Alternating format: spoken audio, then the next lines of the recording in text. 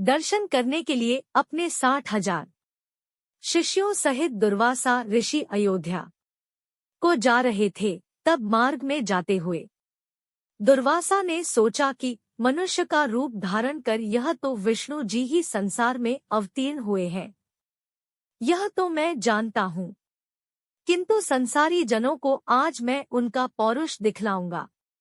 अपने मन में ऐसा विचारते हुए वे अयोध्या आए और नगरी में प्रवेश कर सबको साथ लिए भगवान के भवन के 8 चौकों को लांघकर पहले सीता जी के भवन में पहुँचे। तब शिष्यों सहित दुर्वासा को सीता जी के द्वार पर उपस्थित देख पहरेदारों ने शीघ्रता से दौड़कर श्री रामचंद्र जी को इसकी सूचना दी। यह सुनते ही भगवान राम मुनि दुर्वासा के पास आ पहुँचे और प्रणाम कर सबको बड़े आदर सहित भवन के भीतर लिवा गए तथा बैठने के लिए सुंदर आसन दिया।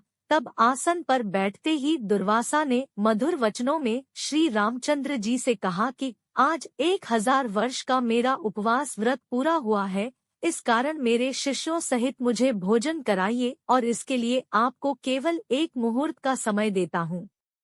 साथ ही यह भी ज्ञात रहे कि मेरा यह भोजन जल, धेनु और अग्नि की सहायता से प्रस्तुत न किया जाएगा।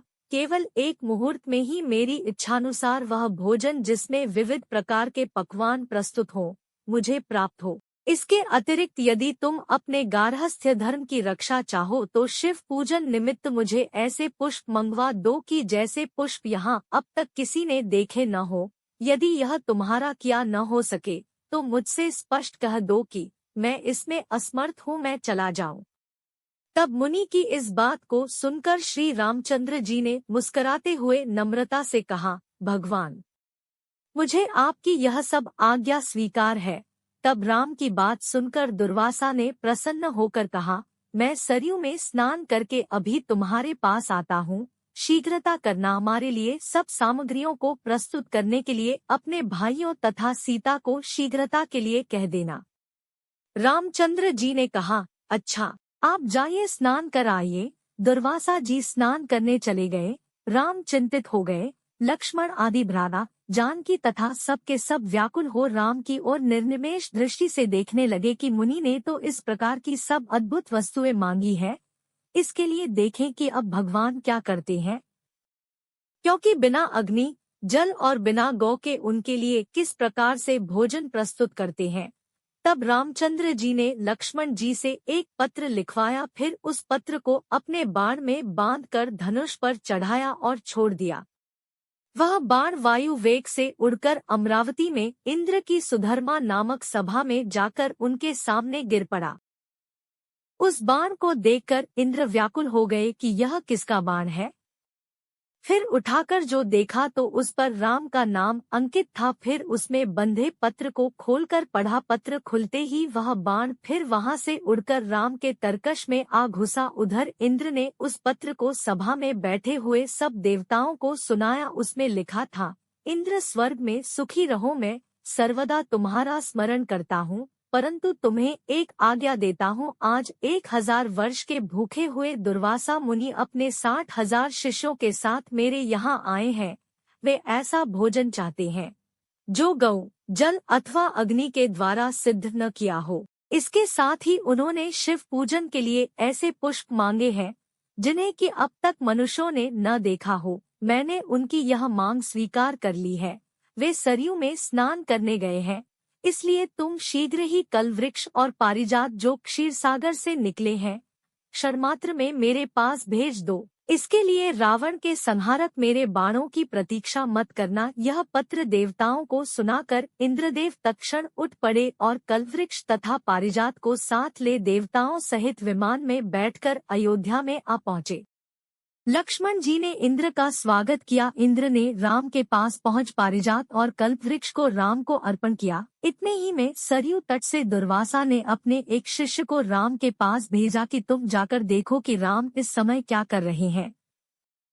मैंने जो आज्ञा दी है उसके अनुसार कुछ अन्न अब तक बना है कि नहीं, अब तक वैसे ही चिंतामग्न है या कुछ कर रहे हैं। यदि मेरी आज्ञानुसार पकवान प्रस्तुत कर रहे हैं तो अब तक कितनी सामग्री तैयार हुई है, यह सब तुम चुपके से देखकर मेरे पास आओ। तब जो आज्ञा, ऐसा कहकर वह शिष्य राम के भवन में आया। देखा तो कल्पवृक्ष और पारिजात से युक्त देवताओं की मंडली में राम विराजमान है। यह देखकर उस शिष्य ने शीघ्र ही दुर्वासा के पास जाकर वह समाचार कह सुनाया। शिष्य की यह बात सुनकर दुर्वासा को आश्चर्य हुआ। स्नान कर शिष्यों को साथ ले दुर्वासा ऋषि श्री रामचंद्र जी के सुंदर भवन में आ पहुँचे।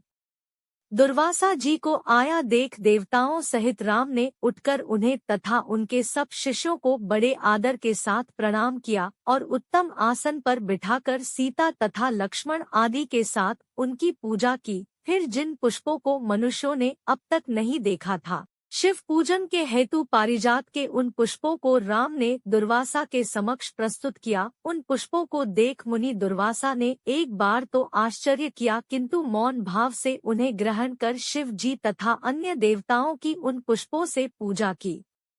फिर उसी क्षण श्री रामचंद्र जी ने लक्ष्मण तथा सीता आदि को सब भोजन परोसने की आज्ञा दी।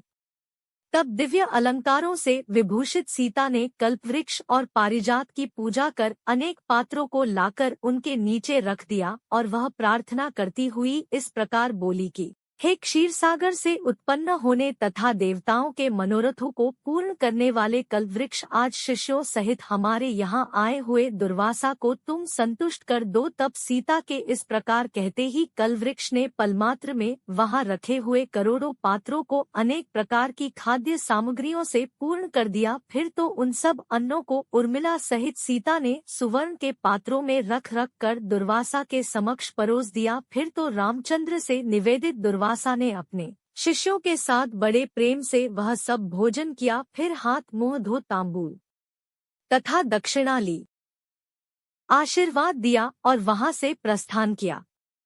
व्रत कथा चैनल को लाइक, शेयर, सब्सक्राइब करें।